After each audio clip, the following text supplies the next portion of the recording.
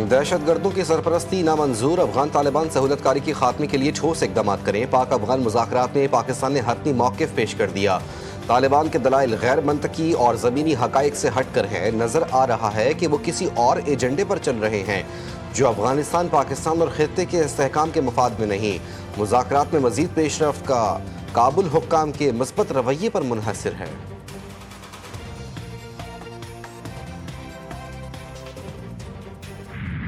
Afghanistan Doha معاہدے کے تحت اپنی ذمہ داریاں پوری کرے اور اپنی سرزمین کو پاکستان کے خلاف استعمال ہونے سے روکے۔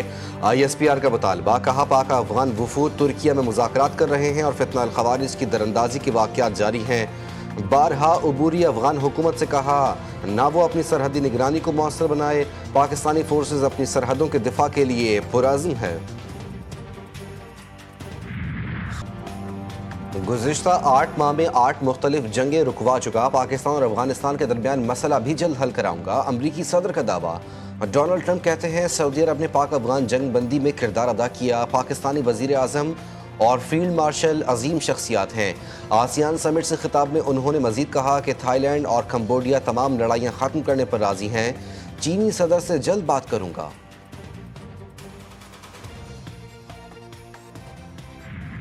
پاک افغان سرحد سے پھر دراندازی کی کوشش ناکام، سیکیورٹی فورسز بھی ہائی الرٹ۔ اسپن وام اور کرم میں مؤثر اور کامیاب کارروائی، 4 خودکش بمباروں سمیت 25 خوارج مارے گئے۔ دشمن سے مقابلے میں 5 فوجی جوان وطن پر قربان۔ دہشت گردوں سے بڑی تعداد میں اسلحہ، گولہ بارود اور دھماکہ خیز مواد برآمد۔ صدر، وزیر اعظم اور وفاقی وزیر داخلہ کا خراج تحسین، شہداء کے لیے خراج عقیدت۔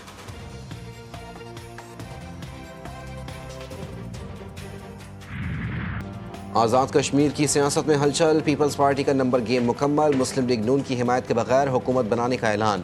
بیرسٹر سلطان گروپ اور مہاجرین نشستوں کے ارکان کی شمولیت سے پیپلز پارٹی کو 30 سے زائد اراکین کی حمایت حاصل۔ فریال تالپور کا عشائیہ سیاسی سرگرمیوں کا مرکز بن گیا، ظفر ملک کی بھی حمایت۔ سلیم مانڈوی والا کا کہنا ہے کہ عوام کا احتجاج پاکستان نہیں بلکہ سابق نمائندوں کے خلاف تھا۔ یہ تو اچھی بات ہے کہ ہم AJK میں گورنمنٹ بنا رہے ہیں، کیونکہ وہاں آپ نے دیکھا ہے کتنے حالات خراب ہو گئے تھے۔ لوگ ایک ڈفرینٹ قسم کی موومنٹ شروع ہو گئی تھی جو AJK میں کبھی بھی نہیں ہوئی۔ آزاد کشمیر میں نئی حکومت کی تشکیل، صدر کا وزیر اعظم سے اہم ٹیلی فونک رابطہ، دونوں رہنماؤں میں سیاسی صورتحال اور آئندہ کی حکمت عملی پر تفصیلی مشاورت۔ آصف زرداری نے پیپلز پارٹی کے حکومت سازی کے فیصلے سے شہباز شریف کو اعتماد میں لیا۔ وزیر اعظم کی مسلم لیگ نون آزاد کشمیر امور کمیٹی کو پیپلز پارٹی سے مذاکرات کی ہدایت۔ احسن اقبال کمیٹی کے سربراہ مقرر، رانا ثناء اللہ اور امیر مقام ارکان نامزد۔ وزیر اعظم کا ملک بھر کے گھریلو صارفین کے لیے گیس کنیکشن کھولنے کا اعلان۔ شہباز شریف کا کہنا تھا کہ 2022 میں PDM حکومت کے دوران گیس کی فراہمی ایک بڑا چیلنج تھی۔ وزیر اعظم کی لیگی قائد نواز شریف سے اہم ملاقات، ملکی سیاسی اور معاشی صورتحال پر مشاورت۔ ادھر وزیر اعظم ولی عہد محمد بن سلمان کی دعوت پر 2 روزہ دورے پر آج سعودی عرب جائیں گے۔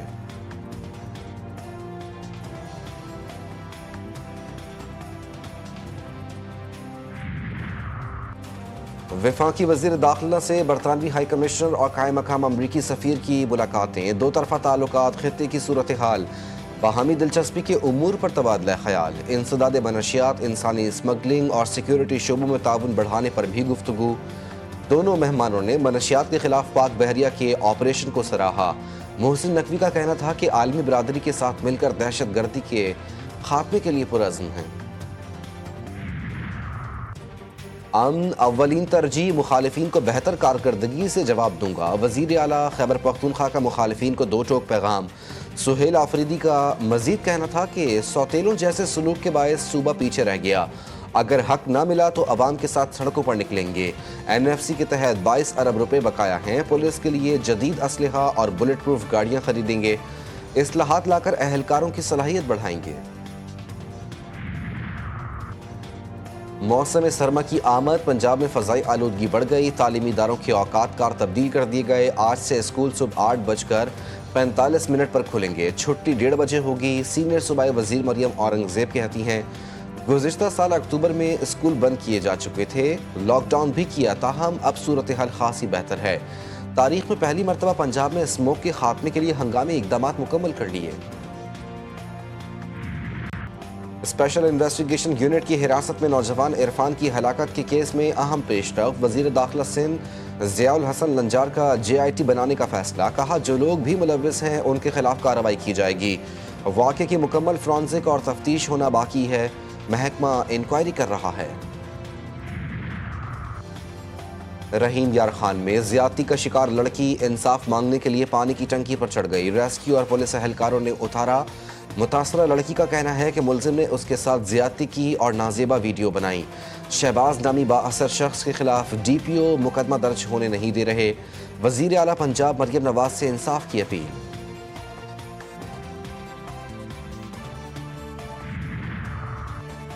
کراچی کی سرزمین دن بدن خون سے رنگین، شارع فیصل نورانی کباب کے قریب بے قابو واٹر ٹینکر نے موٹر سائیکل سوار فیملی کو کچل دیا، 3 افراد شدید زخمی، مشتعل مظاہرین نے ٹینکر کو نظر آتش کر دیا، پولیس اور فائر بریگیڈ نے موقع پر پہنچ کر آگ پر قابو پا لیا۔ پاکستان میں بے پناہ ٹیلنٹ موجود، نوجوانوں کو سہولیات فراہم کرنا حکومت کی ترجیح، لیکن کھیل میں سیاست نہیں ہونی چاہیے۔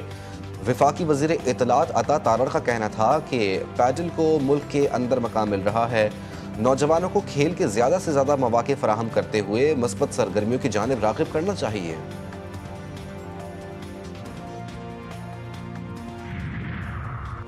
پاکستان اور ساؤتھ افریقہ کے درمیان T20 سیریز کی ٹرافی کی رونمائی، دونوں ٹیموں کے کپتانوں نے ٹرافی کی رونمائی کی۔ سلمان علی آغا اور ڈونوین فریرا نے اسلام آباد میں رونمائی کی تقریب میں حصہ لیا۔ پہلا T20 28 اکتوبر کو راولپنڈی کرکٹ اسٹیڈیم میں کھیلا جائے گا۔ PCB کا ویمن کرکٹ ٹیم کے ہیڈ کوچ محمد وسیم کو فارغ کرنے کا فیصلہ، 2024 سے ہیڈ کوچ تعینات ہٹانے کی وجوہات بھی سامنے آ گئیں۔ ذرائع کے مطابق محمد وسیم کی کوچنگ میں پاکستان ویمن ٹیم مسلسل زوال پذیر ہوئی، بورڈ کی مکمل سپورٹ حاصل ہونے کے باوجود نتائج دینے میں ناکام رہے۔ Star footballer Cristiano Ronaldo کا ایک اور اعزاز، کیریئر کا شاندار سنگ میل عبور کرتے ہوئے 950 گولز مکمل کر لیے۔ انہوں نے یہ کارنامہ سعودی پرو لیگ میں اپنے کلب النصر کی جانب سے الحزم کے خلاف میچ میں گول اسکور کر کے کیا۔